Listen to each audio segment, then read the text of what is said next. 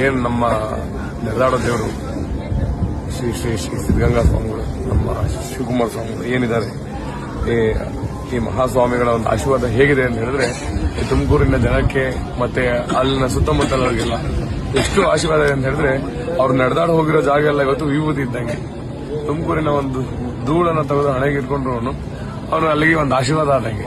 ಅವನಿಗೆ ಬರೀ ಮಾಡ್ತಾರೆ ಹೋಗಿ ಸಾಕು, ವಿಭೂತಿ ಸಿಗ್ಲಿಲ್ಲ ತಲೆ ಕೆಡಿಸ್ಕೊಂಬೇಡ, ನಡೆದಾಡೋ ದೇವರಂತ ಯಾಕಂದ್ರೆ ಅವ್ರನ್ನ ಅಂತಹ ಒಂದು ದೈವ ಶಕ್ತಿ, ಅಂತಹ ಒಂದು ದಾಸೋಹ ಶಕ್ತಿ ಅವರಿಗಿತ್ತು. ಇವತ್ತು ಅವ್ರು ಹಚ್ಚಿದ್ವಲ್ಲ ಯಾರಿಲ್ಲ. ಅಷ್ಟು ಮಟ್ಟಿಗೆ ತುಮಕೂರಿನ ಶಕ್ತಿ. ಒಂದು ದಾಸೋಹ 24 ಗಂಟೆಗಳನ್ನು ಒಲೆ ಉರಿತಾನೆ ಇರುತ್ತೆ. ಅರ್ಧ ರಾತ್ರಿ ಹೋಗು ಊಟ ಇರುತ್ತೆ. ಇದು ಸಿದ್ಧಗಂಗಾ ಮಹಿಮೆ. ಅಂತಹ ಒಂದು ಸಿದ್ಧಿ ಪುರುಷರ ಒಂದು ನಮಗೆ ಅವರೊಂದು ಇದು ಬಂದಿದೆ. ನಮ್ಗೊಂಥರ ಹೆಮ್ಮೆ. ತುಮಕೂರಿಗೆ, ಸಕಲ ಕರ್ನಾಟಕಕ್ಕೆ ಮತ್ತೆ ಸಕಲ ಸನಾತನ ಧರ್ಮದವರಿಗೂ ಒಳ್ಳೇದಾಗಲಿ. ಗುರುಗಳ ಆಶೀರ್ವಾದ ಇರಲಿ.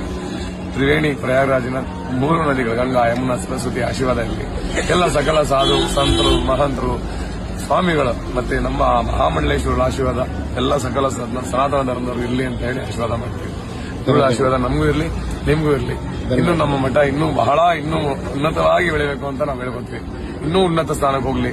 ಇನ್ನೂ ಸಹಸ್ರಾರು ಲಕ್ಷಾಂತರ ಮಕ್ಕಳುಗಳಲ್ಲಿ ವಿದ್ಯೆ ಮತ್ತೆ ಒಂದು ದಾಸೋಹ ಶಕ್ತಿಯನ್ನು ಪಡ್ಕೊಂಡು ಒಳ್ಳೆ ಜ್ಞಾನವಂತರಾಗಿ ಬಾಳಲಿ ಅಂತ ಆಶೀರ್ವಾದ ಮಾಡಿ ಒಳ್ಳೆದಾಗಲಿ. ಹರ ಹರ ಮಹಾದೇವ್. ಜೈ.